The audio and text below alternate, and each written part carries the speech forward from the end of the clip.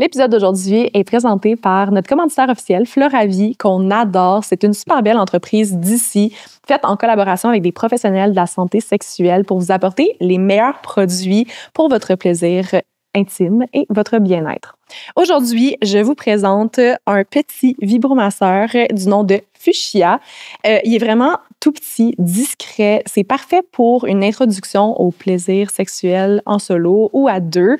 Et en plus, vous pouvez l'avoir tout le temps sur vous. Très pratique. Utiliser un vibromasseur, ça permet de mieux se connaître, mieux se comprendre, d'explorer notre plaisir personnel, sexuel et de créer des moments d'intimité. Donc, je pense vraiment que ça peut casser la routine et faire partie de votre routine bien-être. Tous les produits Floravie sont de haute qualité et le Fuchsia n'y fait pas exception. Il est fait à partir d'un silicone hypoallergénique et c'est pour ça qu'il faut l'utiliser avec du lubrifiant à base d'eau.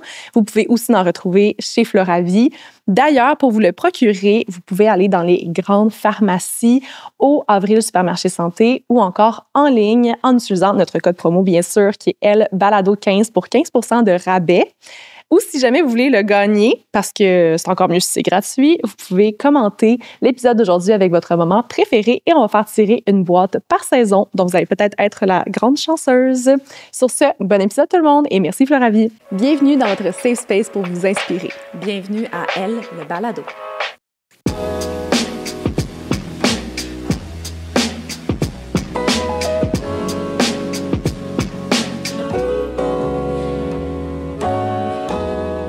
Bienvenue Ruba.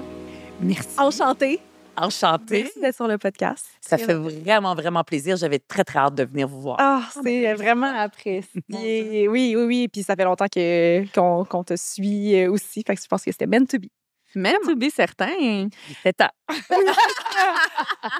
On commence, avant de rentrer dans la personne que tu es et tous les sujets qu'on veut parler aujourd'hui, on commence avec des questions rapides, réponses rapides. Petite brise-glace.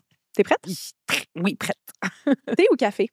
Ah, café. Je suis vraiment café. Oui, j'en ai. Mais là, par contre, on t'a servi du thé. Es-tu déçue? Oui, non. C'est parce que j'en ai peut-être trop bu. Je ne pas trop abuser. Mais le matin, café, espresso, très important. OK. J'adore ça. Parfait. Si tu n'étais pas en politique, tu ferais quoi dans la vie comme métier? Quelque chose en culture, productrice de cinéma ou de séries télé. C'est parce que mon chum est acteur. OK. Puis depuis que je vois ça commencer à l'interne, moi, je me dis, OK, je suis pas vraiment une artiste, mais j'aime la culture, j'aime les arts. Puis je me suis dit, productrice, c'est gestion et aussi art. Fait que je combinerai mes deux passions. Très bonne réponse. J'aime ça. Une personne que tu admires particulièrement en politique? Françoise David, n'importe qui me connaît le sait, c'est ma mentor. C'est grâce à elle que je suis en politique aujourd'hui. Wow. Sinon, je ne l'aurais pas été. Ouais. Notre prochaine invitée. Bon, la quatrième question, normalement, on dit question rapide. C'est pas une question rapide, finalement. Je savais pas comment la formuler exactement. OK? Juste... Vas-y. Je suis en train de lire le livre L'Indomptable Mammouth sur l'histoire de tout ce qui est la RAMQ, etc., le système de la santé au Québec. Ah oui, Fait que on dirait Je que l'ai, il est sur ma table de j'arrête chevet. pas de me dire, hey, je me lance en politique, je m'en vais, genre ministre de la Santé. Non, mais ça m'inspire un peu. Je me suis dit, si tu avais une journée, là, puis tu avais budget illimité côté politique, quel changement ferais-tu au Québec? Où mettrais-tu cet argent-là? Ça n'a pas besoin d'être à juste une place, mais... À tellement d'endroits, mais je vais aller avec quelque chose de base, là, de base, le logement. Tout le monde doit avoir un toit. Tout le monde. Peut-être il y a, je sais pas moi, il y a 20 ans, j'aurais pas dit ça, mais aujourd'hui, là, oui, c'est quand on voit la crise de l'itinérance, qui est une crise humanitaire, le logement, c'est... tout le monde a accès à un logement, c'est la base. Bonne réponse. Très bonne réponse. On aimerait apprendre un peu plus te connaître ou pour les gens qui ne te connaissent peut-être pas, qui vont nous écouter, qui es-tu comme personne? Tu peux faire ton introduction personnelle à toi. Oui, alors, je vais commencer par le commencement. J'ai 47 ans et toutes mes dents. À partir de l'âge de 40 ans, je trouvais ça dur de vieillir, mais là, j'ai décidé que j'assumais puis je le dis. Absolument. Donc, 47 ans, je suis arrivée au Québec, j'avais 10 ans. Ça fait déjà 37 ans. Je suis née au Liban, mais j'ai pas vécu au Liban. Je suis née à Beyrouth. J'ai vécu aux Émirats arabes unis. mais je ne suis ni des Émirats, ni libanaise, je suis palestinienne. Hein. Le parcours migratoire est toujours compliqué, j'en suis la preuve. Je suis née dans une famille de réfugiés palestiniens qui ont été réfugiés depuis 48, ça c'est mes grands-parents. Et donc, c'est dans mon cœur, même si je suis 100% québécoise, je suis aussi palestinienne, arabe. Donc, les deux sont inséparables. Ça fait partie de mon identité. Je suis aussi une conjointe. Je suis une belle maman. Moi, j'ai pas d'enfant, je suis une belle maman. Je suis aussi une matante, tannante de quatre neveux, nièces et 2 qui sont sur le chemin. Donc, on est une grosse famille. Je suis l'aînée de 5 enfants et on est une famille unie. Et je suis aussi, si je regarde du côté professionnel, parce que je suis pas née et je suis pas tout de suite devenue députée.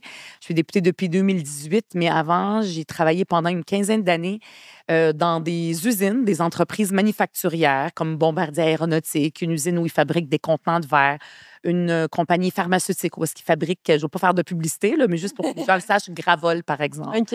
Donc, j'ai toujours été très terrain dans des usines comme responsable santé-sécurité pour les travailleurs, travailleuses et aussi environnement, parce que j'ai une maîtrise en environnement, un certificat en santé-sécurité au travail et aussi, j'ai quelque chose en commun avec François Legault. Je suis comptable. J'ai un bac en administration des affaires, comptabilité des HEC, comme François Legault et Pierre Fitzgibbon. Okay. C'est tout ce qu'on a en commun. On le note. J'ai travaillé un petit peu en comptabilité parce que pourquoi je suis allée en comptabilité puis en gestion? Parce que tout le monde dans ma famille est comptable. Fait que là, j'étais pas très originale. Moi, j'aimais ça danser. J'aime la culture, les arts et tout ça. Puis dans ma famille, c'était pas très valorisé. Fait que là, je me suis dit, puis j'aime la politique. Je me suis dit, je vais quand même être la bonne petite fille, puis je vais aller en gestion, puis ça va m'ouvrir plus de portes. Puis je le regrette pas, honnêtement. Je trouve ça important. Ça nous sert de savoir bien compter, bien gérer dans tous les pans de notre vie, dans n'importe quoi qu'on fait. Il y a toujours cette partie gestion et tout ça, mais j'ai travaillé un petit peu là-dedans. J'ai fait le party, puis j'ai arrêté ça. J'ai fait ma maîtrise en environnement à l'Université de Sherbrooke, puis après ça, j'ai Mais tu as raison quand même que la comptabilité, moi, j'ai fait un cours de comptabilité vraiment plus tard et je ne connaissais absolument rien, là. Puis je me dis, thank God, à ce jour, d'avoir une entreprise et d'avoir fait des cours en comptabilité avant, ça devrait être un prérequis. Il faudrait que je fasse ça en tant qu'entrepreneur. Pour enverrer mes documents. Moi, j'embauche du monde. Ça va on n'a pas besoin d'être comptable pour faire ses impôts, mais maintenant, mais j'ai plus le temps de les faire, mais je sais comment ça fonctionne. Ouais. Oui, on a besoin de ça dans la vie, puis savoir comment gérer l'argent. C'est important. Oui, définitivement. Puis là, tu as décidé d'aller en politique?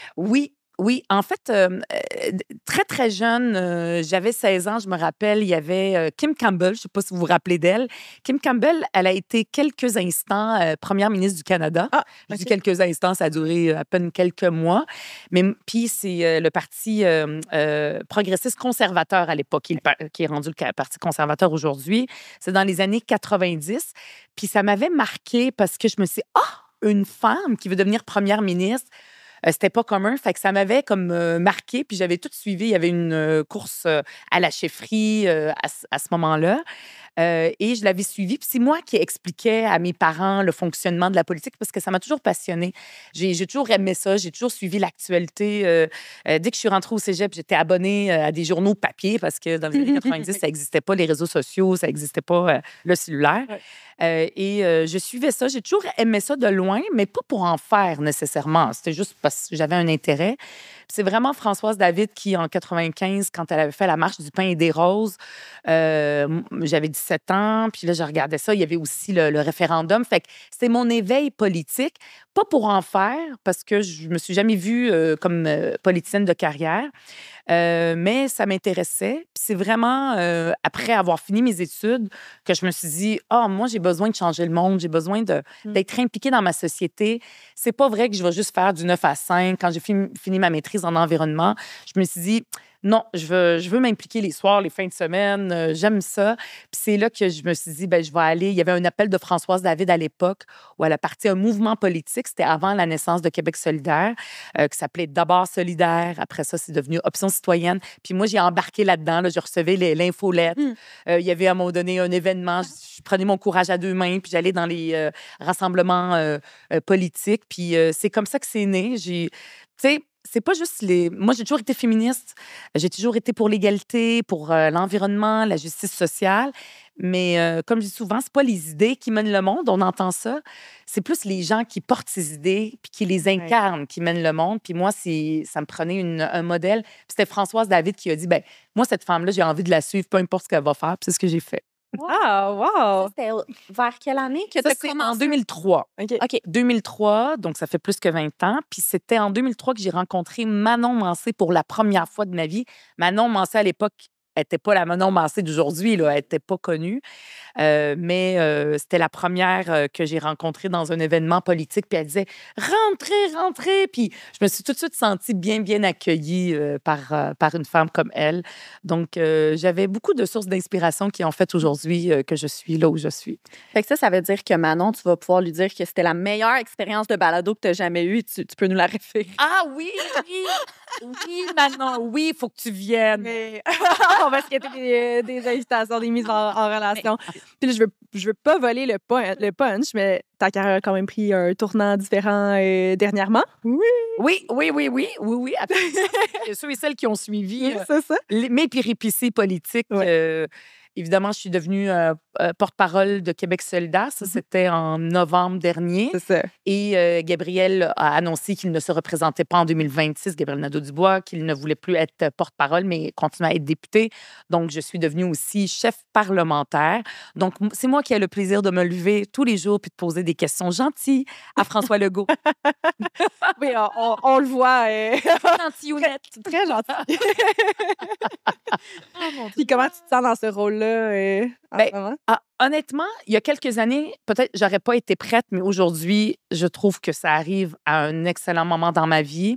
Moi, je suis députée depuis 2018, puis c'est pas comme un métier comme un autre, là. Puis même quand on commence n'importe quel métier, on n'a pas nos repères, il faut l'apprendre. Puis le fait que j'ai été députée pendant ces années-là, que je comprends comment fonctionne le Parlement, comment ça fonctionne la politique parlementaire, parce que je suis militante, impliquée depuis très, très longtemps dans le Parti Québec solidaire, comme je suis membre fondatrice. Mais fait que là, j'arrive au bon moment où je sais à quoi m'attendre. C'était le bilan récemment de la session parlementaire, puis un journaliste me dit, je vais poser la question, pas à la porte-parole, pas à la chef parlementaire, mais à Ruba, la personne. Évidemment, j'ai des multiples personnalités. Fait que là, Ruba, est-ce que vous trouvez ça plus difficile que ce que vous aviez pensé? Puis j'ai dit, honnêtement, non. J'étais prête. Moi, j'ai fait une course 2 fois plutôt qu'une. Je savais à quoi m'attendre. Je m'y étais préparée. Je savais où était l'État aussi de Québec solidaire, où est-ce que j'arrivais. Fait que je suis arrivée au moment où j'étais le plus prête. Puis la vie a fait bien les choses. Ah, mais tant Puis là, mieux. c'est à quel moment les élections exactement l'année prochaine? Octobre 2026. Octobre 2026. Oui, fait que c'est un an et demi à peu près. Ouais. Puis là, considérant que c'est dans 1 an et demi, j'imagine que vous commencez déjà à vous préparer. Néanmoins. Oui. Ouais. Ah oui, Et on se prépare avant. Oui, on est déjà en préparation. Puis on le voit même publiquement dans les interventions que ce soit M. Legault ou d'autres partis font. Oui, on est prêt parce que c'est toute une machine aussi de... tu sais, il n'y a pas juste ce qu'on fait devant les caméras. Tout le travail d'équipe extraordinaire qui nous font rayonner. Nous, on a l'air intelligents quand on se présente devant les caméras, mais c'est parce qu'il y a plein de monde qui travaille très, très fort en arrière puis qui nous font rayonner. Fait que tout ce travail-là se prépare bien, bien à l'avance, oui. J'attends. Ça doit être comme très, très essoufflant, là, quand même. Il me semble que je me mets à votre place. Moi, je suis essoufflée à la fin de mes semaines, mais je m'en vais au chalet ce soir, puis je peux me reposer. Là. En vue des élections, ça doit être quand même un travail qui est 24/7, là, de plus en plus qu'on se rapproche des élections. Oui. Bien, être député à la base, tu sais, c'est pas juste un métier, c'est une fonction. C'est-à-dire que même quand tu dors la nuit, tu sais, t'es pas payé à l'heure, là, tu punches pas, t'es député. Fait qu'il arriverait une catastrophe dans mon comté, je le souhaite pas, n'importe quoi, ben on va être présent, on va se réveiller la nuit puis on va être présent. C'est une fonction où est-ce qu'on représente les Québécois et Québécoises. C'est un privilège extraordinaire, c'est vraiment unique. Puis il faut avoir conscience que faut pas faire ça très longtemps, là, tu sais, genre 25 ans et plus comme certains. Ouais. C'est pas conseillé de le faire aussi longtemps. Il y en a qui le font, mais tu sais, moi, j'ai conscience que c'est quelques années, fait que tu donnes le maximum de ce que tu peux. Puis oui, c'est prenant, Mais il faut faire aussi des choix. C'est-à-dire que des fois, si on veut continuer à avoir une famille, tu sais, moi, j'ai pas d'enfants à moi. J'ai quand même la vie de famille avec mes parents, mes sœurs que j'aimerais ça voir de temps en temps, mon frère et aussi mon chum puis son fils et sa famille. Fait que des fois, il faut choisir puis dire dans notre calendrier, dans notre agenda, on a des gens qui s'occupent aussi de ça puis qui disent ouais, il me semble que ça fait 3 fins de semaine que tu travailles. Cette fin de semaine-là, c'est off. Je vais te mettre off, tout le monde va le savoir. C'est bon, Tu ne seras pas sollicité. C'est À bien moins que tu d'une fasses ça. catastrophe. Oui. Fait que faut faire ça pour pouvoir survivre puis continuer. Ouais. Puis avant qu'on rentre plus dans... Ben, on s'est préparé plein de questions pour aujourd'hui, évidemment. Ouais. Il y a comme quelque chose qui me titille depuis tantôt, une similitude que je vois avec Kamala Harris. Puis pendant les... Je veux pas revenir là, sur les élections américaines, on en a assez parlé. Mais on va y revenir. mais on va y revenir quand même. Harris avait... Ben, on s'entend que le Québec et les États-Unis sont très différents là, dans leur thinking, là, dans leur mentalité. Ben Mais Harris s'est fait beaucoup reprocher en tant que femme de ne pas avoir d'enfants. Et nous deux, on en a déjà parlé beaucoup. Là. Elle a je sais pas si c'est des beaux-fils, belles-filles, peu importe, là, elle a des beaux enfants. Puis on en avait parlé justement, je pense avec Valérie Beaudoin qu'on en avait parlé. Puis je me demandais, est-ce que toi, ça a déjà été un enjeu qu'on te reproche ça? Tu sais, je me dis, c'est différent au Québec, mais est-ce que... c'est ça. Comment il s'appelle? Il disait, le vice-président là, des États-Unis, qui dit les femmes célibataires avec un chat, tu sais, c'est comme des sorcières. Ouais. C'est sûr qu'au Québec, honnêtement, dans la sphère médiatique et tout ça, il y a un respect pour la vie personnelle. Moi, je le sens. Maintenant, sur les réseaux sociaux, c'est peut-être autre chose. Moi, je me suis jamais fait reprocher ça. J'ai l'impression, peut-être au Québec, qu'on va plus... En tout cas, pas encore, là. On va plus reprocher ou peut-être qu'on va regarder, les femmes qui ont des enfants. Tu sais, on parle beaucoup de la conciliation travail-famille. Puis ça aussi, tu sais, il y a comme une compréhension aussi que, si une femme ou un homme quitte pour s'occuper de ses enfants, tu sais, on va trouver que c'est tout à fait normal puis c'est même valorisé. Maintenant, le fait que j'ai pas eu d'enfant, moi, ça m'est pas arrivé. Est-ce que ça peut m'arriver, tu sais? Moi, je commence à être de plus en plus connue. Tu sais, peut-être un jour, quand je vais être de plus en plus connue, est-ce qu'on va me le reprocher? J'ose espérer qu'au Québec, on n'est pas là. Puis je suis comme confiante. Peut-être, tu sais, il faut toujours qu'on reste sur nos gardes sur ces choses-là. Mais moi, je me le fais pas reprocher. Mais moi, j'en parle. Tu sais, c'est important que les élus, on représente la société dans son ensemble. Dans la société, il y a des femmes qui ont des enfants, il y a des femmes qui n'en ont pas, il y a des hommes qui en ont pas, il y en a qui ont des enfants, qui n'ont pas d'enfants par choix. D'autres, c'est parce que la vie en a pas voulu. Donc, il faut qu'on représente tout le monde. Il ne faut pas que ça soit uniquement des femmes qui n'ont pas d'enfants qui soient à la tête d'un parti politique. Comme moi, je suis la seule femme à la tête d'un parti politique, puis on est en 2025. On l'a vu au fédéral, c'est la même chose. Il n'y a pas de chef de parti. C'est quand même étonnant. Malheureusement, moi, ça m'attriste. Mais ce que je veux, c'est pas que les gens pensent que faut pas avoir d'enfants pour atteindre ce niveau-là. Pas du tout. Il y a eu d'autres exemples de femmes qui ont des enfants et qui ont été à la tête de partis politiques. Mais moi, par exemple, ça n'a pas été un choix de ne pas avoir d'enfants. Tu sais, moi, j'ai toujours voulu en avoir, mais la vie a fait en sorte que j'ai essayé. J'ai été mariée longtemps. Je suis allée... j'ai tout fait ce qu'on peut faire là, pour essayer d'en avoir 3 ans, toutes, là, insémination, fécondation in vitro, etc. Je me suis même rendue jusqu'à vouloir adopter à l'international. Puis je me suis rendue proche. Puis ce qui est intéressant, c'est que je suis allée suivre des cours pour devenir parent d'enfants adoptés.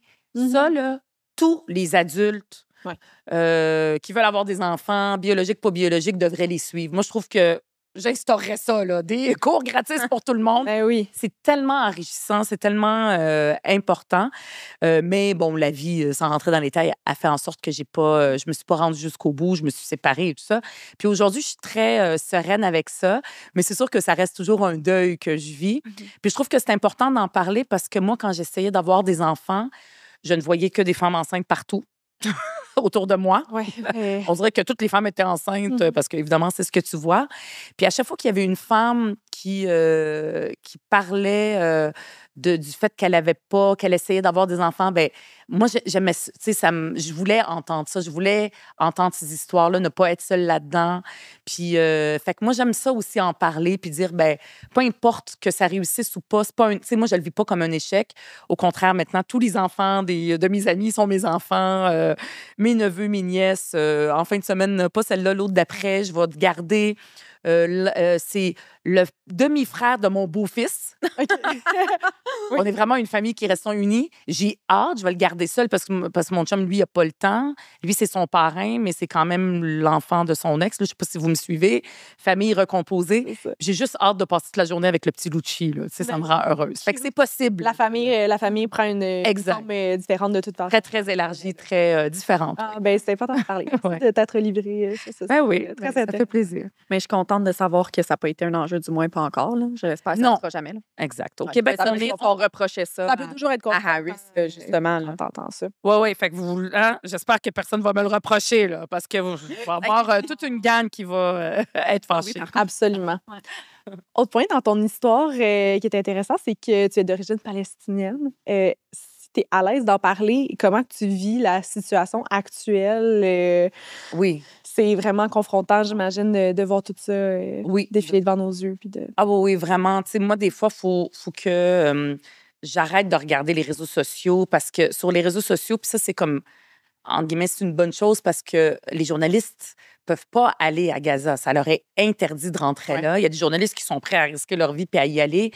Il y a seulement quelques-uns qui sont de Gaza, des journalistes qui beaucoup ont été tués.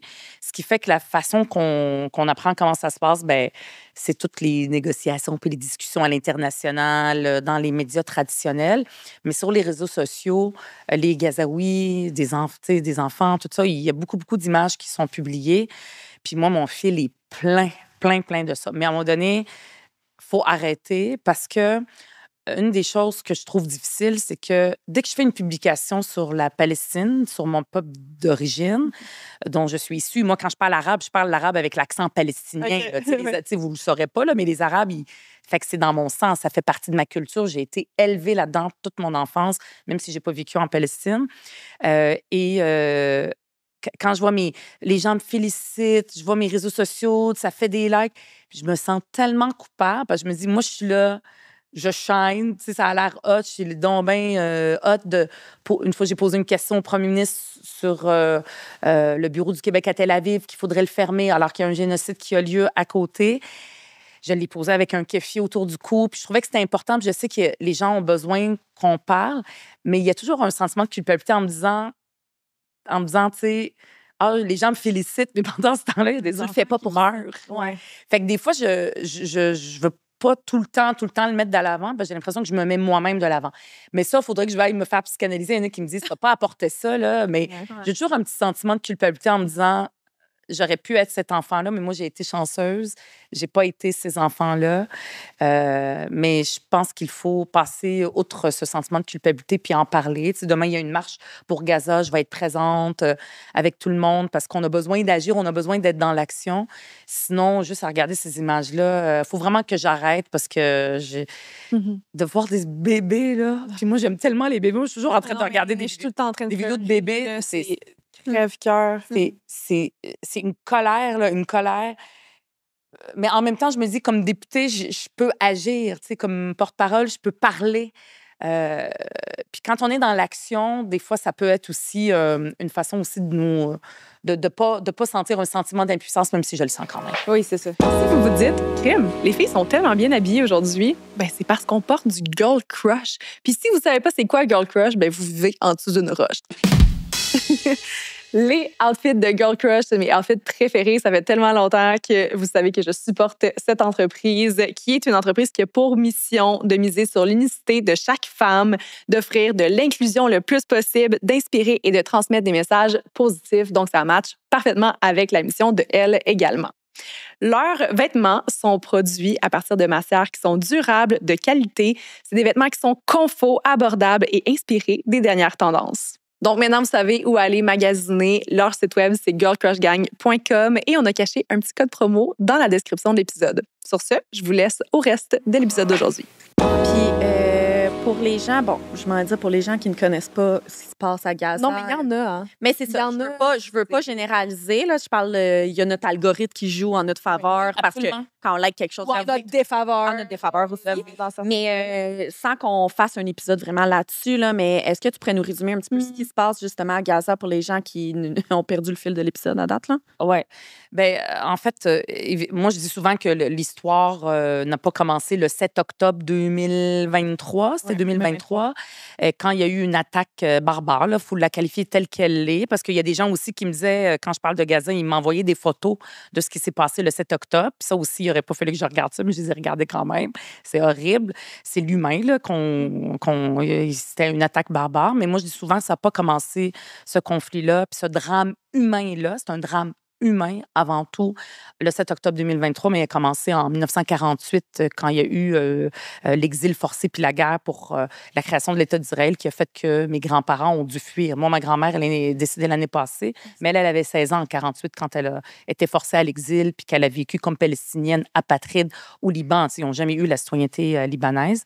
Donc, fait après cette attaque-là, puis la prise d'otage par le Hamas, ben là, le gouvernement de Netanyahou, ils ont décidé, c'est un gouvernement raciste qui veulent, je veux dire, anéantir le peuple palestinien. Ils ont vu une occasion là pour vider Gaza, parce que Gaza, c'était une enclave où les gens étaient entassés à Gaza, où est-ce qu'ils ne pouvaient pas sortir. Là. Ils avaient la mer ou Israël, puis ils ne pouvaient pas aller nulle part. Ben,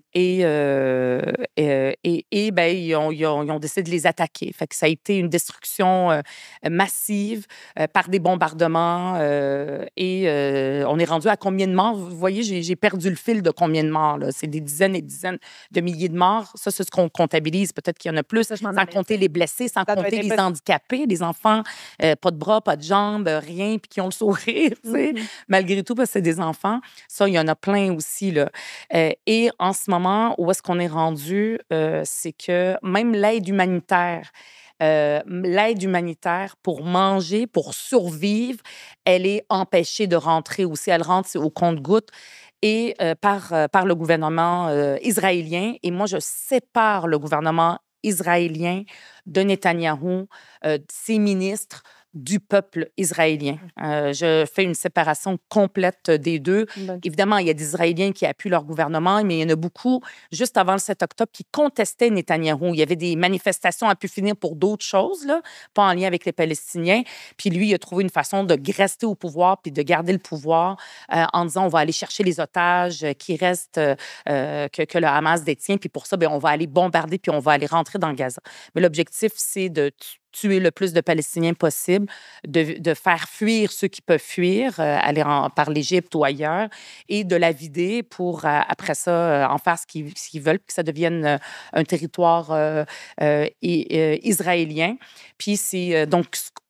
Moi, ça fait longtemps là, qu'on dit que c'est un génocide, c'est-à-dire qu'on décide de faire disparaître un peuple sur la base de son ethnie puis de son identité ethnique. En ce moment, dans la communauté internationale, il y a une discussion dans les médias. Est-ce qu'on devrait dire génocide ou pas? Il faut dire que l'Afrique du Sud, ils ont décidé d'aller à la Cour pénale internationale pour dire, en ce moment, nous avons des preuves que c'est un génocide. On voudrait que la Cour pénale internationale statue que c'est un génocide. Et la Cour pénale internationale, elle a dit, nous allons faire enquête, on va regarder, avoir toutes les je dis les évidences, là, mais les preuves, exact, les preuves pour dire si c'est un génocide, mais puis on sommet Israël, évidemment, Israël n'écoute rien de ça, il ne croit pas au droit international, de ne pas empirer la situation pour qu'on puisse statuer si c'est un génocide, puis ça risque de prendre des décennies. Le peuple, je veux dire, Gaza va être vidé, puis on va le statuer. C'est clairement un génocide. En tout cas, s'il y en a qui disent que c'est pas un génocide, ben, on a l'impression que ça s'en approche. C'est des crimes contre l'humanité. C'est ça, c'est une compilation de crimes. Ça ne respecte pas le droit international. Puis moi, quand je veux en parler tout le temps, même avant le 7 octobre, j'en ai souvent parlé. J'ai fait des déclarations à l'Assemblée nationale. J'en ai toujours parlé de façon humaine. C'est un peuple et le peuple aussi israélien, c'est des gens qui veulent vivre, qui veulent élever leur famille en paix, vivre de façon pacifiste, en ayant une terre, en ayant des rêves, des espoirs pour l'avenir. Et c'est tout, c'est humain. C'est un combat humain avant de dire que c'est un combat pour qui va gagner le territoire et tout ça. Puis si on le ramène à ça, à l'aspect humain, ça devient simple. Parce qu'une des choses souvent qu'on entend par les experts, puis il faut les écouter, il faut entendre ça, c'est « Oh mon Dieu, c'est compliqué. C'est complexe. » Puis c'est vrai que c'est complexe. Puis là, on va remonter. En 1948, qu'est-ce qu'il y a eu? Qu'est-ce qui s'est passé? C'est quoi les ententes? Après ça, la guerre des 6 jours. En 67, il faut tout connaître ces histoires-là. C'est important. Puis c'est vrai que c'est compliqué. Mais après ça, il y a quelque chose de très simple. Il y a un peuple qui veut vivre sur sa terre, hérité de leurs ancêtres, dans la paix, avec un autre peuple. Tu sais, il faut accepter les Israéliens vivent là. Il y a aussi des Israéliens arabes. Hein? Il y a des Arabes israéliens qui, eux aussi, vivent une discrimination puis beaucoup de racisme en Israël. Mais il y en a d'autres qui sont devenus très, très intégrés. Puis ça fait débat là, dans la société arabe. Ils vivent selon la culture d'Israël. Ils parlent l'hébreu, puis ils sont devenus très, très naturalisés, comme moi, je le suis devenue québécoise. Fait que tout ça existe. Puis au bout de la ligne, il faut regarder l'aspect humain et le droit international, oui, mais il ne faut pas dire « Ah, c'est compliqué ». Non, non, un enfant qui meurt parce qu'il est tué alors qu'il aurait pu avoir une vie, c'est pas compliqué. Ça n'a pas lieu d'être. Puis c'est notre humanité qui va être tuée après. Tu sais, c'est le fait de permettre que ça arrive, puis que peut-être, j'espère, dans quelques années, ça va être une commémoration d'un génocide, comme on le fait depuis plus de 100 ans pour le génocide arménien. Ça va être un jour, on va arriver là. Ça va être l'évidence. Bien, il faut qu'aujourd'hui, on dise, bien, qu'est-ce qu'on a fait? Puis qu'on n'a pas laissé faire ça, puis qu'on a manifesté quand il fallait manifester. Puis au moins, on a dit non, puis qu'on n'était pas d'accord avec ça, puis il y a des Israéliens qui le font, puis il y a des Palestiniens aussi, évidemment, qui le font partout à travers le monde. Qu'est-ce que le Québec fait actuellement et qu'est-ce qu'il devrait faire pour s'impliquer davantage? Ouais. C'est sûr que quand on parle de ces situations étrangères, le Québec n'est pas un pays indépendant. Donc, on a quand même une ministre des Relations internationales, Mme Martine Biron, et on a quand même des engagements à l'international. Une des choses qui peut être faite au niveau du Québec, c'est de fermer le bureau du Québec en Israël. Faut savoir que le Québec a plusieurs bureaux à l'international. Souvent, c'est pour avoir des relations avec des États, que ce soit commercial, culturel, peu importe.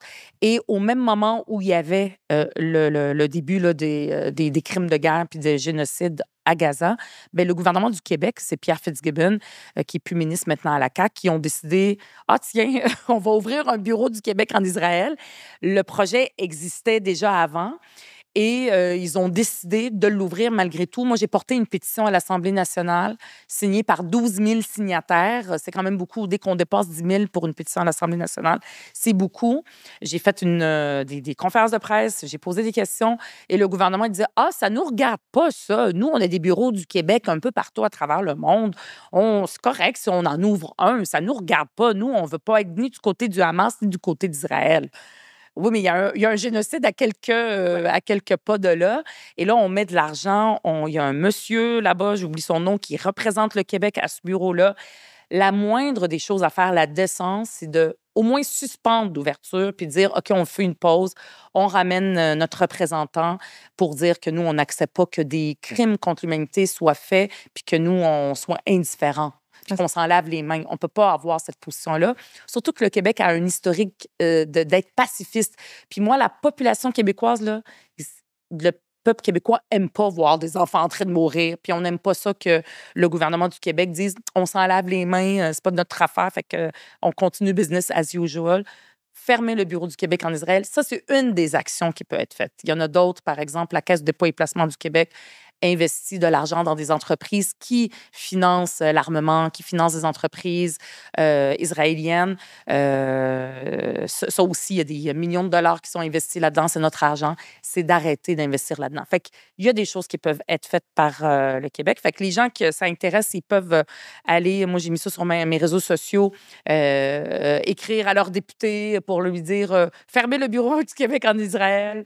Puis je veux pas que mon argent aille dans ce génocide-là. Des fois, on oublie qu'il y a comme des petites actions comme ça qu'on peut faire Exact. puis qui peuvent faire une différence au final. Là. C'est en ayant plusieurs voix pour quelque chose. Puis enlever le sentiment d'impuissance. Oui, c'est ça. Parce que au final, bon, même si on peut pas aller concrètement, le Québec peut pas aller concrètement arrêter tout le monde, arrêtez de vous battre, mais de juste faire un statement puis de dire notre position. Si le Québec dit sa position, ben, c'est un impact sur le Canada qui dit sa position, qui a un impact sur... Un effet domino, là. Exact. C'est ça qu'on voudrait, là. Ça fait Absolument. beaucoup trop longtemps que ça dure, là. Ça n'aurait pas dû avoir lieu en première place, mais ça va faire pratiquement 2 ans, si je ne m'abuse, là. Oui, T'en as- octobre 2023. Ouais. Bon, Ça va faire ben 2 oui, ans. bientôt 2 ans.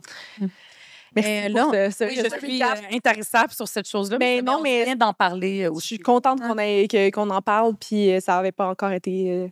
on voulait en parler. Là. C'est pas sûr grave. que notre balado est toujours d'un point de vue féministe, mais c'est Oui. comme parfait de te recevoir. Il y a beaucoup de femmes aussi, tu sais, des femmes enceintes, des femmes qui souffrent. Ouais. Et même avant le 7 octobre, il y avait des femmes qui avaient le cancer du sein à Gaza. Il y avait tout un reportage qui avait été écrit par Elle France, je pense, des femmes qui avaient le cancer du sein puis qui ne pouvaient pas aller à leur rendez-vous, qui mourraient, pas parce normalement, si elles vivaient au Québec, elles ne seraient pas mortes, parce qu'elles ne pouvaient pas se faire soigner. Fait que la santé féminine aussi est affectée, évidemment, par un génocide. Et même avant, ça a duré depuis très, très longtemps. Il y a toute une histoire à écrire sur les femmes aussi qui sont doublement discriminées ou est-ce que c'est encore plus difficile pour elles, la situation là-bas. Là, j'ai comme l'impression qu'il faudrait arrêter l'épisode et en starter un. On dirait que je me vois pas continuer après ce sujet-là, mais bon. Moi, j'ai l'impression qu'on reprend des choses. Genre, ta présentation initiale, je l'ai beaucoup aimée. Fait que là, tu sais, je trouve ça intéressant d'aller chercher tout ce côté-là. Mais au final, on t'a invité aussi parce que tu es une grande féministe, militante. Oui. Tu te prononces sur ces enjeux-là. Ouais. Fait que, ben, je peux-tu commencer avec une question un petit peu plus ouverte? Ouh, vas-y. Ça représente quoi le féminisme pour toi? I love it. C'est un humanisme. Le féminisme, c'est un Et humanisme. ça boucle la boucle de tout ce qu'on a parlé Oui. jusqu'à présent. Puis moi, je dis toujours, je suis féministe depuis que j'ai 15 ans. Ça m'est tombé dessus. Ah ouais? Non, j'ai eu des lectures, il y a eu des femmes féministes autour de moi, des femmes qui m'ont inspirée, lire des biographies de femmes qui ont fait de la politique, je l'ai fait beaucoup.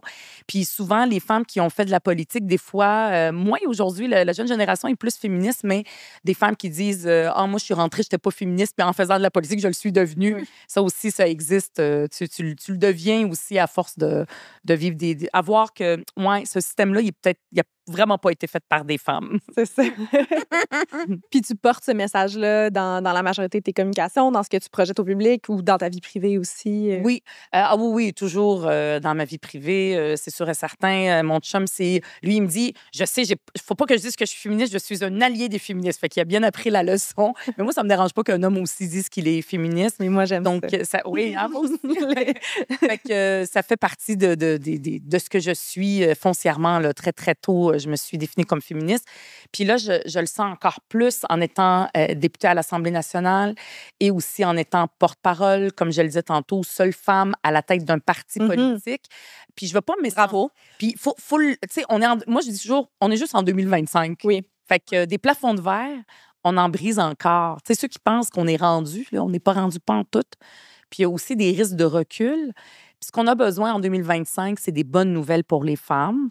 Parce qu'une des choses qu'on fait souvent au Québec, c'est se rappeler les luttes d'avant, les commémorer. Puis c'est très bon parce que c'est important de savoir qu'il y a des féministes qui ont fait qu'aujourd'hui, on est qui on est, puis on peut être libre de nos actions, de nos choix, puis on peut aller en politique comme on peut faire ce qu'on a envie de faire, avoir des enfants pour avoir des enfants. C'est important de se rappeler des luttes du passé. Je parlais de la marche du pain et des roses il y a 30 ans, mais ce qu'on a besoin, c'est d'avoir d'autres gains, des nouveaux gains, surtout quand on voit que nos sœurs américaines, elles en perdent.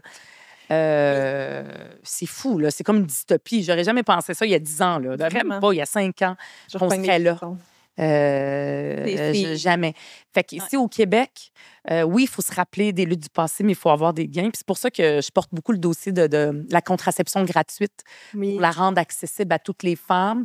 Au Québec, malheureusement, on est toujours précurseur sur cet enjeu-là. On s'est fait voler notre place par la Colombie-Britannique qui a été la première à le faire, alors qu'on aurait pu être précurseur. Souvent, on se pète les bretelles au Québec, mais là, pas sur ce dossier. Je prends un petit moment de cet épisode pour vous parler de mon entreprise qui est Oli Éducation. Oli, c'est une plateforme d'éducation à la sexualité où on accompagne les parents qui ont des enfants entre 0 et 12 ans pour parler de sexualité plus facilement à la maison. On y retrouve du contenu éducatif véhiculé par des professionnels de la santé, de l'accompagnement par une messagerie privée ou encore en téléconsultation spécialisée pour l'enfance. Alors, si ça vous tente de prendre en main l'éducation à la sexualité de votre enfant, venez faire un tour sur Relly et je vous offre un petit code promo de 10 % de rabais avec le code BALADO10. Et sur ce, de retour à l'épisode. Qu'est-ce que j'ai halluciné, OK? Parce que je disais ça à tout le monde, je me dis, hey, je rêvais. Mais quand Justin Trudeau était premier ministre, il avait annoncé là, que la contraception pour les femmes allait devenir gratuite. J'ai vu ça passer partout, tout le monde l'applaudissait. Puis là, on dit, Oui. qu'est-ce que j'ai manqué? Qu'est-ce Bravo, Ouais. tu suis bien. Non, je ne suis vraiment pas bien. C'était l'algorithme, honnêtement. Mais pour vrai, parce que c'est toujours compliqué. Hein. On est dans une fédération. Moi, je suis une indépendantiste convaincue. Moi, ce que je veux, c'est que le Québec devienne indépendant puis qu'on fasse nos propres choix puis qu'on n'ait pas cet autre palier fatigant qui est là parce qu'on donne, quand on paye les impôts, on parlait tantôt de comptabilité, on a 2 rapports d'impôts plutôt qu'un, puis une partie de notre argent va au fédéral. Le fédéral, normalement, selon notre constitution, qui est notre acte de naissance du Canada, il n'y a pas d'affaire à se mettre la main dans la santé. La santé, c'est pas lui. Lui, il s'occupe de d'autres choses, militaires, etc. La santé, c'est les provinces. Donc, le Québec, c'est pour ça que nous, on a un ministère de la Santé, mais il n'y en a pas de ministère de Santé au fédéral. Mais on donne quand même de l'argent. Puis là, Justin Trudeau aimait ça, donner de l'argent puis dire, moi, je vais indiquer quoi faire aux provinces. En même temps, c'est vrai que c'est une bonne chose. On veut que la contraception soit gratuite. C'est une avancée. Ça change la vie des femmes. Et en plus, ça permet à l'État de faire des économies. Fait que là, il a dit, voilà, il y a un programme. Puis là, ce qu'il fait après, c'est qu'il fait des négociations avec chacune des provinces pour que les provinces aillent chercher l'argent puis elles-mêmes fassent un programme. C'est ce que la Colombie-Britannique a fait. Ils ont été les premiers, ont fait ça en 2023. Il y a aussi le Manitoba qui l'a fait. Et là, le Québec, je sais pas ce qu'on attend. Là, On dort au pour gaz se un réveiller. peu, là. On dort au gaz. On dort au gaz. Genre, youpidou, là, mais semble. Moi, je pensais que c'était comme passé. Là. Je disais à mes patientes, va voir ton pharmacien. Comme, je pense que tu vas l'avoir gratuite, ta pilule. Là. Non. Absolument pas. Non, ça ne l'est pas. Donc, c'est là que je dis, allons chercher notre argent, mais on n'a pas besoin d'aller chercher l'argent du fédéral. C'est-à-dire, c'est important, on le veut quand il y en a, mais c'est pas au fédéral de nous dire quoi faire. Mais sans attendre le fédéral, sans avoir une entente, c'est possible que le Québec mette ça en place. Ce qu'il faut savoir, c'est qu'il y a certaines jeunes femmes, selon certaines conditions, qui habitent chez leurs parents, etc., qui ont accès à la contraception gratuite, mais pas pour tout. Juste la pilule et tout ça. Ouais. Parce que souvent, les gens pensent à la pilule, mais la contraception, je veux dire, la pilule ne marche pas pour toutes les femmes. La pilule, il y a aussi des effets secondaires. Ouais. Ce qui est important, c'est que les femmes, peu importe c'est quoi leurs conditions, peu importe leur âge, puissent faire le meilleur choix pour elles-mêmes qui correspond à leurs besoins. Et en ce moment, ce n'est pas le cas. Donc, c'est là que je dis, c'est là que moi, ma proposition, puis j'ai déposé un projet de loi pour rendre la contraception gratuite, pour élargir ça à toutes les femmes, peu importe qui elles sont. Et aussi, pourquoi j'ai fait ça? Parce que j'ai été portée par une pétition que j'ai déposée l'automne passé et qui a recueilli près de 100 000 signatures. Et moi, je l'ai signé. Ah! Yeah! Et je l'ai et on l'a partagé. Oui, on l'a partagé. Ça a été viral. Ouais. C'est la pétition de cette Oui. législature depuis donc de 3 ans la plus populaire. Genre, celle qui a été plus populaire avant, c'est celle qui demandait la démission de Jean Charest il y a 10 ans, là, genre. Fait que, juste pour vous dire à quel point elle a été populaire. Oh, c'est important pour tout le monde. Puis elle est devenue populaire au lendemain de l'élection de Trump, où est-ce que là, j'ai senti comme oui. Fait que là, j'ai dit, tiens, la population aussi veut ça. J'ai travaillé avec la Fédération québécoise du planning des naissances, qui milite pour ça depuis très longtemps. Et j'ai dit, je vais aider. J'ai posé une question une fois à François Legault. J'ai senti peut-être une ouverture. J'ai dit, tiens, je vais l'aider. Je vais déposer un projet de loi que j'ai déposé il y a quelques temps. Puis là, j'ai des discussions. Le dialogue est ouvert avec François Legault. Il dit pas non, il dit pas oui. Mais une des choses qui fait que lui, comme comptable et comme businessman, qui fait qu'il dit « Ah, tiens, c'est intéressant », évidemment, il va dire les grands slogans « Oui, l'égalité des hommes et des femmes, c'est important ». Je comprends même pas pourquoi que c'est un sujet de débat. C'est ça. Je comprends pas. Mais après ça, il dit faut voir combien ça coûte, hein, parce que la capacité de payer de l'État, c'est dur. Mais bonne nouvelle, et c'est là que ça l'intrigue, je pense, puis qu'il ne ferme pas la porte, c'est que je lui dis, non seulement ça va être gratuit pour les femmes, donc le poids financier ne sera pas porté sur les femmes, c'est une injustice infinie. Oui. Tu as un utérus paye, tu sais, ça n'a pas de bon 100%. sens. Ouais. Mais l'État aussi va faire des économies. Nous, avec nos moyens, on a fait des calculs pour le Québec. Ça coûterait 80 millions de dollars. Excuse-moi, ça coûterait 55 millions de dollars par année à l'État québécois de rendre ça gratuit, mais ça nous ferait économiser à l'État parce qu'on prévient les grossesses non planifiées, on prévient les suivis, on prévient beaucoup de choses. D'enjeux de santé. D'enjeux de santé. Et ça nous permet d'économiser 80 millions.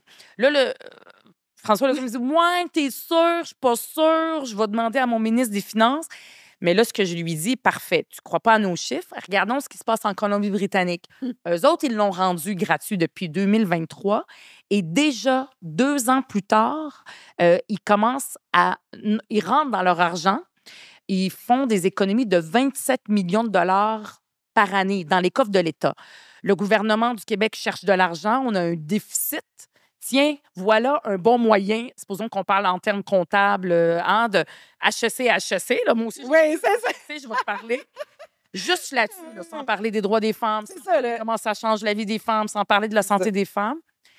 Juste comptable, bien frais de sec, là, on va faire des économies. Il n'y a pas meilleur projet d'investissement. Un retour sur investissement extraordinaire. Là. C'est quand tu y as dit ça? Parce que parler à son ministre des Finances, ça prend 30 secondes. Là. Youpidou, là, 30 millions. Ben, non, mais je bouille un peu. On est tranquille. J'ai dit récemment, là, il m'a donné une moitié de réponse. Il m'a dit, ouais, j'ai demandé ça à mon ministre des Finances. Il m'a dit, c'est pas vrai, là, 55 millions, ça coûte. Comment il a dit ça? 97 millions. Mais là, la question qui reste, parce que c'est un dialogue ouvert, oui, mais ça te fait économiser combien? Parce que, tu sais, c'est horrible. On parle juste en termes comptables. Là, okay? C'est la seule affaire. C'est comme. On utilise. Non, mais c'est parce que là, tout le temps qu'il met à faire calculer ça, ça lui coûte de l'argent. Catherine. Parce que là, il paye son ministre des Finances pour faire ces calculs-là. Là. Catherine. Je bouille. Moi, y aller avec toi. Imagine si t'es assise au Salon Rouge là, avec moi, là, puis t'as des réponses. Capoterais, tu te ferais mettre dehors par la présidente en bouillant. Je vais pas en politique. Ouais, mais... Je hurlerais, là. Je serais là, mon chum, là. Frankie Boy, là. Ah ouais, mais c'est légal, là. Genre, Christy, là. Écoute, tu m'écriras la prochaine fois la question, puis j'y poserai. Je disais, c'est pas moi qui le dis, c'est Catherine. Donc, Catherine de Villeray dit Frankie Boy. Non, mais là, Rubal, qu'est-ce qu'on peut faire? Là? Nous, on va se mettre de tout bord. Là. Ouais. Juste 5000 personnes qu'on peut t'aider avec. Premièrement, vous faites déjà quelque chose d'extraordinaire. Je vous ai entendu quand il y a eu plusieurs professionnels de la santé, notamment Geneviève Bois, qui en parlent de façon excellente. Ouais. Tu sais, d'en parler. Les médecins, là, peu importe les médecins, de gauche, de droite, on les aime pas. Les médecins, de façon très générale, majoritairement, pour eux, pour elles, c'est un enjeu de santé publique, de prévention. Il n'y a pas de questions à avoir. Là. La science nous dit qu'il faut rendre ça gratuit. Après ça, faut en parler le plus possible. Fait que vous faites déjà œuvre utile. Merci. Et moi, je travaille. C'est aussi un enjeu au-delà des partis politiques. C'est un enjeu transpartisan. Il n'y a personne, même pas François Legault, ni la ministre de la Condition féminine, Martine Biron, ne m'ont dit « Ouais, c'est pas une bonne idée, on veut rien savoir. » Personne. Parce qu'il y a un consensus, on le sent, là, le consensus est fort. Fait que moi, je table là-dessus, puis je me dis, je vais continuer à faire entendre les voix qui sont pour, interpeller vos partis, parce que tout le monde n'habite pas dans un comté de Québec solidaire. Là, vous habitez un peu partout. Il y a des députés caquistes, des députés du Parti libéral, des députés du Parti québécois. Eux autres, ils ne positionnent pas tant. C'est ça. Il faut les entendre. C'est comme une cause qui fit avec Québec solidaire, mais dans le fond, comme tout le monde peut être en train de parler de ça. J'en parle avec d'autres députés, notamment beaucoup, c'est des députés femmes, puis je vous dis que je trouve ça intéressant, mais là, il faut comme travailler de façon... Moi, je veux le travailler de façon transpartisane. Intéressant. Sortir de la partisanerie. C'est comme plus qu'intéressant, là, c'est obligatoire. Officiellement, à ce jour, je réalise que je ne pourrai jamais aller en politique. J'ai chaud, là. Faut que je me gère, mais tu vois, comme je reviens à mon fameux livre qu'il faut que tu lises, là, L'indomptable mammouth, qui est incroyable. Oui. Mais je me dis, quand je finis ce livre-là, qui est fort probablement cette fin de semaine, je veux faire un vidéo, un reel à mettre sur les réseaux sociaux. C'est sûr que mon côté de moi féministe ressort beaucoup à travers cette œuvre, mais là, je vais le faire, puis c'est sûr que je vais parler de ça. Là, let's go. Puis une fois que ça va être accepté, après ça, on va pouvoir passer à un autre enjeu qui est les moyens de protection pour les règles. Voyons, Hygiène féminine. Hygiène féminine. Oui. Les produits d'hygiène féminine. Bon, Oui, c'est ça. C'est Exact. quelque chose qu'on avait dans notre plateforme. Tellement cher. Moi, je me rappelle aussi, j'avais déjà regardé ce qui se passe à l'étranger. Là, j'oublie, c'est dans quel pays, où est-ce que, je pense que c'est en Écosse. Puis ils ont rendu ça gratuit. C'est intéressant parce qu'on peut aller voir aussi ce qui se fait à l'international. Puis c'était comme des peanuts ce que ça coûte. Là. J'ai évalué le coût. Là, je me rappelle pas exactement, mais c'était des peanuts. J'avais fait des entrevues. Puis je disais, quand vous allez dans les toilettes, là, c'est rien. est-ce que vous apportez votre savon puis votre papier cul? Excusez-moi l'expression. Mais votre toilette. Oui. Non. Mais pourquoi est-ce qu'il faut apporter Exact. son Puis déjà, les entreprises privées devraient déjà le mettre en place. Là. Oui. Ouais, Il y a des entreprises qui le font. Ouais. tu sais, Tranquillement. De plus en plus, ils le font. Mais ça, j'ai porté aussi une pétition, puis je me rappelle, les députés de la CAQ me disaient, nous, on veut aller aider les gens qui en ont vraiment besoin, donc les jeunes dans les écoles. Fait qu'il y a des écoles aussi qui le font, mais là, faites-le. Là, moi, je veux que ce soit même dans les parcs, dans les toilettes publiques, dans les bibliothèques. Mais là, ça régresse. Là. Chez les gens, là, que comme t'as pas besoin d'acheter ça. Là, comme... Ça régresse en ce moment avec notre système de la santé. J'en parlerai après, là, mais en ronde, mais pour pas nommer un hôpital sur l'île de Montréal, qui a dû tellement couper, qui ont coupé les serviettes sanitaires. Ouais. Tu es postpartum ou tu as, je sais pas, une colposcopie, n'importe quelle intervention au niveau de ton utérus, ton col de l'utérus et tu saignes. Après, tu n'as pas de scène sanitaire. On te donne du papier brun en ce Ils moment. ont coupé les Kleenex. Il y a Patrick Lagacé, il a écrit là-dessus, là. Les Kleenex. Ça annonce un cancer, tu peux pas t'essuyer les larmes. Je veux dire, Non, c'est vrai? C'est vrai. C'est vrai? Oui. Il y a un oncologue qui parle de ça sur les réseaux des sociaux. économies de bout de chandelle. C'est hallucinant. Puis en même temps, il y a plein de gaspillage. On le sait, ça clique, c'est un scandale. là. J'espère qu'il y a du monde qui va... S'ils mettaient la contraception gratuite, il y aurait 30 millions de sauvés par année. Oui, c'est ça. C'est vraiment un... Trouver les Kleenex, là. C'est un projet, je vais parler comme en comptabilité, puis quand j'étais dans les entreprises, c'est un retour sur investissement imbattable. Tu sais, mettons, je prends juste moi, mon cas. Je prends la pilule contraceptive. Je suis lesbienne, donc c'est pas pour la contraception en soi, mais c'est parce que j'ai un trouble dysphorique prémenstruel. Puis, en tout cas, j'ai essayé plein de moyens de contraception et tout. Puis, au travers du temps, on m'a proposé d'autres médications comme couverts, là, comme, mettons, des suppléments. À un moment donné, j'avais en tout cas, j'avais le stérilet. Antidépresseurs, des fois, qui J'avais recommandent. ça, j'avais le stérilet, je faisais des hémorragies, on me proposait des suppléments de fer pour X, Y, Z. Tu sais, au final, j'ai comme d'autres dépenses que ça, c'est comme... Ça coûtait vraiment cher pour l'État. C'est ça coûte cher pour l'État, tout ça. Mais au final, moi, ce que j'ai besoin, c'est ma pilule qui fonctionne vraiment bien pour moi, là, mettons. Écoute, un des arguments, là, non, c'est ça. Ça ne tient pas la route pour un gouvernement qui se dit un gouvernement comptable et de gestionnaire, mais j'ai pas fini, là. OK, moi, je lâche pas, là. Fait que, mais un des arguments qui m'a souvent été donné, c'est oui, mais il y a des femmes qui ont des assurances. Puis c'est vrai, moi, honnêtement, j'ai toujours été chanceuse, puis j'ai eu des assurances. Je suis une privilégiée, puis ça a toujours été gratuit. Moi, j'ai pas d'assurance. Je suis d'entrepreneur. Travailleur autonome, pas d'assurance. Mais supposons qu'ils disent si on rend ça gratuit, même les femmes qui ont des assurances pour qui c'est gratuit, on va leur rendre ça gratuit. Pourquoi on préfère faire payer? J'ai un argument de comptable et de gestionnaire aussi, qui est quand on met de la bureaucratie pour dire qui a droit, qui n'a pas droit, etc., puis que là, ça devient compliqué, ça finit par coûter plus cher que de le rendre gratuit à tout le monde. Oui, Exact. absolument. Puis aussi les jeunes filles qui habitent chez leurs parents et qui sont donc obligées d'être sur les assurances de leurs parents. Donc, elles ne peuvent pas bénéficier, s'ils ont une assurance privée, elles ne peuvent pas bénéficier de l'assurance de la RAMQ. Parce que c'est gratuit pour les jeunes filles, mais pas pour elles. Ben là, il y a des jeunes filles, même avec des parents ouverts d'esprit, qui veulent pas que leurs parents sachent qu'elles sont allées chercher une contraception. Mais là, si elles vont en chercher une sur l'assurance de leurs parents, ça va être écrit dans le relevé. Donc, pour des raisons de confidentialité, elles y vont pas. Tu sais, c'est quoi, là? C'est plus qu'un tiers des jeunes filles qui veulent pas tomber enceintes, qui se protègent pas, qui prennent pas de contraception. C'est un enjeu de santé publique, c'est de base. C'est tellement d'une évidence, mais comme je vous le dis, il y a d'autres actions. On va continuer à le travailler. il n'a pas fini avec moi, mon beau Frankie. C'est juste triste qu'à chaque fois qu'on parle de conditions féminines, ça revienne toujours à l'argent. C'est de conditions de santé, là, quand je parle de conditions. La vasectomie, c'est gratis. C'est gratis. Mais l'affaire, c'est qu'il n'arrête pas de dire que, mettons, on investit dans. Oui, c'est ça. On investit dans d'autres comme trucs de santé par rapport aux hommes parce qu'ils font de l'argent, etc. Mais au final, dans la santé féminine, il y a tellement rien que comme il y a de l'argent à faire. Là. Il y a tellement d'avancées. Genre, pouvez-vous sortir une cure pour l'endométriose, s'il vous plaît? You bet que comme ça va faire du cash. Là. C'est plus de 10 des femmes là, qui ont de l'endométriose. Là. Vous allez faire de l'argent titi, là. Oui, mais toute la santé des femmes, ça, c'est tellement, tellement important.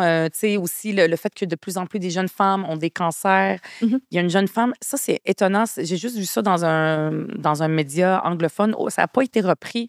Une jeune mère de famille, très jeune, là, dans le début de trentaine, qui a eu le cancer et qui en est décédée, mais c'est parce qu'elle n'a pas été diagnostiquée à temps. Il a fallu qu'elle aille dans une clinique privée. C'est au Québec, là.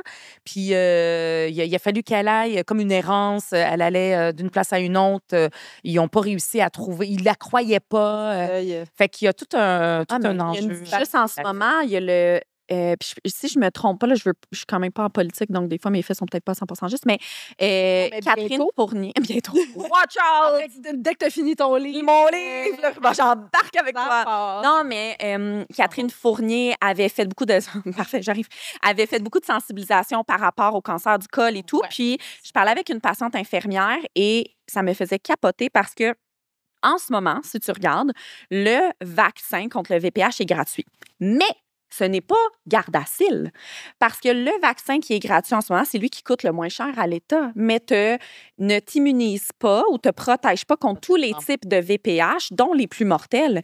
Mais si tu veux Gardasil, si je me trompe pas, c'est 220 $ par dose. Puis il te faut 2 ou 3 doses. Donc, c'est pas tout le monde qui peut se permettre ça. Puis ça l'est encore, même malgré ça. Parce qu'après l'intervention de Catherine Fournier, qui a été tellement touchante. OK. Ben tiens, un autre dossier. J'aimerais que tu le règles. Mais tu sais, mon vote si tu le règles. Je pensais que je l'avais. Non. On se reparle en 2000. Vraiment, pas dit avec une to-do list. Les serviettes sanitaires, la pilule, Gardasil. Pour les votes, parce que pour vrai, j'y crois. Oui, tu ne peux pas être en politique et ne pas y croire. Non, exact. Tu ne peux pas être une femme et ne pas y croire. Mais je pense que c'est une bonne façon, quand même, de s'impliquer en politique pour la condition féminine. Oui. Mais je vois, la santé, c'est... Oui. Mais la ministre de la Santé qui va gagner? Ben absolument. Mais moi, j'ai plein d'idées avec les domptables de mammouth, là. Je crie, mais là, ils mettent un neurochirurgien. Ils peuvent même mettre une physio. Ben absolument. Oui. Non. Il y a pas de... Souvent, on pense qu'il faut être un expert de tout, avoir un doctorat. Puis souvent, les femmes, on pense qu'il faut avoir 30 doctorats sur tous les sujets pour parler de quelque chose. Prends tout. Fake it until you make it. Les gars font ça tout le temps. C'est ça. J'ai quand même beaucoup de diplômes. Ça peut en impressionner. Je les apporterai.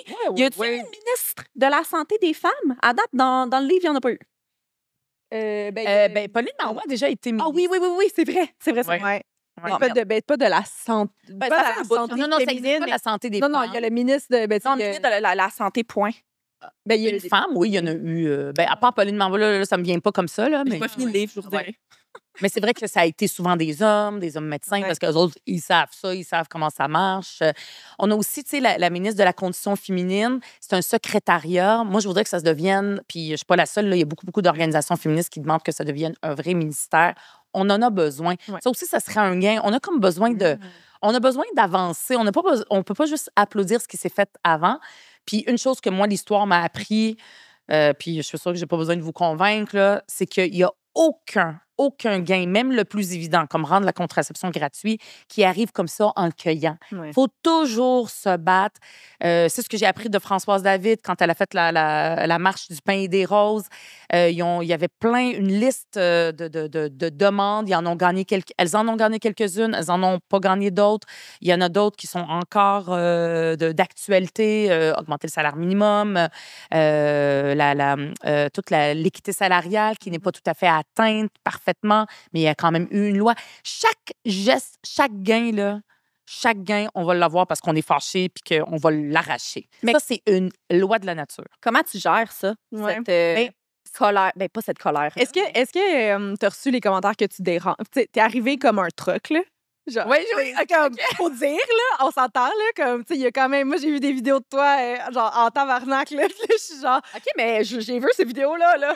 C'est de même que je me sens, là. Puis, C'est intéressant. Ouais. mais, tu sais, je me demande de ton côté, Ouais. tu sais, c'est sûr que ça dérange un peu, là. Ouais. C'est sûr que Une femme fâchée, c'est quand est-ce que ça ne dérange pas? Absolument. Ça, c'est Ouais. très intéressant. savoir ton opinion là-dessus. Ah, ça, c'est très, très intéressant parce que là, vous me demandiez le fait, est-ce que tu t'es fait reprocher de ne pas avoir d'enfant? Jamais. Mais ça, Ouais. oui, ça dérange. Je le vois, je le sens. Puis moi, j'ai un côté, je suis comme toi, là, dans le fond. Là, tu sais. Fait que tu peux être en politique puis en colère. Là. Mais c'est juste qu'elle t'envoie mon CV mais tantôt, là. elle, c'est sur notre balado qui est visionné par notre communauté et qui nous aime beaucoup. Fait que genre, tu sais, c'est pas super. Sauf que toi, c'est en avant En politique. c'est en avant de c'est tout le sûr. monde. Là. Puis il y a des vidéos de ça qui sont diffusées après ça. Là, Moi, fait ce que je dis, ah mon Dieu, OK, il faut que je calme mon sang palestinien. Tu sais, parce que ça. moi, je dis ça, puis je l'assume. Ouais. Puis souvent, tu sais, des fois, oui, qu'est-ce que tu veux que je te dise? Je suis de même. Là, j'ai le sang qui bout vite, puis ça fait partie de ma personnalité, puis je suis moi-même. Puis c'est vrai que des fois, faut que, tu sais, je me dis, il faut que je me calme. Pas parce que je suis une femme. Cela dit, oui, ça dérange. Oui, je le sens. Moi, je me suis fait reprocher aussi, ça faisait pas longtemps que j'étais porte-parole au chef parlementaire par un chroniqueur de droite qui est partout puis qui fait des commentaires supposément neutres, pas neutres du tout, qui disait « Ouais, elle sourit pas beaucoup. Ah oui, c'est vrai, j'ai vu ça. Mais ça, on est rentré. On est rentré ailleurs. Mais ça, c'est une phrase comme... » Non, malheureusement, ça a l'air qu'on n'est pas rendu ailleurs. Puis il y en a d'autres qui ont dit « Ouais, elle veut trop. Elle veut trop. » Puis, tu sais, parce que l'ambition féminine, ça aussi, c'est quelque chose qui est confrontant encore aujourd'hui. Oui, je le sens qu'on n'aime pas ça que j'arrive de même. Ouais. En même temps, moi, je me rappelle très bien Pauline Marois. Elle, ce qu'on disait d'elle, c'est ouais, elle n'a pas l'instinct tueuse. Ça, je me rappelle très bien. Elle n'a pas assez. Bon. Elle est pas assez. Fait que peu importe ce qu'on fait, on l'est trop, on l'est pas assez. Donc, soyons Toi, nous-mêmes. C'est ça. J'adore. C'est vraiment c'est une très bonne façon de voir tout ça. Là, Ruba, outre le fait que je vais t'envoyer mon CV par après, Oui, non, mais je t'embauche, là. parfait, let's go. On a besoin de femmes comme toi. On te l'a dit, notre objectif est de faire des épisodes d'1 heure, qu'à date, on ne réussit pas. Je vais Non, on est rendu à combien de temps? 1 heure. OK. Ouais. Ben, on a pas réussit des pinottes, là.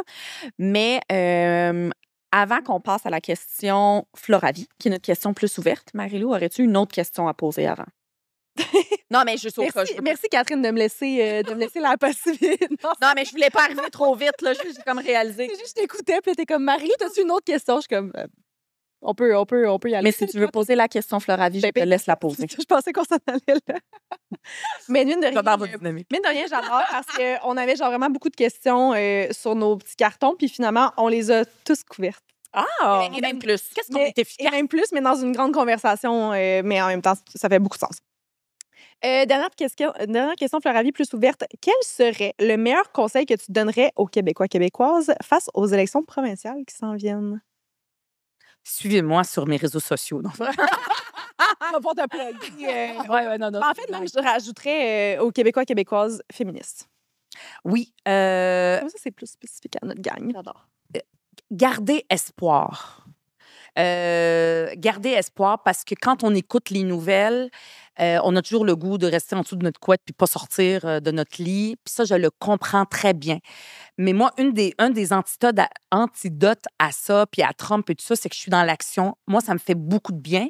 Mais en même temps, faire attention aussi tu sais, des fois, comme quand on s'implique, on devient fatigué aussi. Ouais. Puis le militantisme, il y a beaucoup d'épuisement, puis de burn-out parce qu'on veut changer le sort du monde, on le porte sur nos épaules, puis on dit, oh mon Dieu, qu'est-ce qu'on va faire?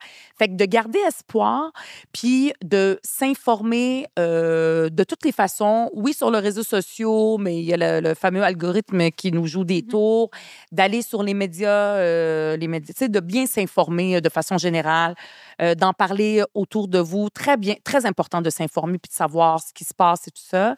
Puis pas de tout avaler tout rond, là. Je sais que vos auditrices et auditeurs sont très intelligents puis suivent tout ça.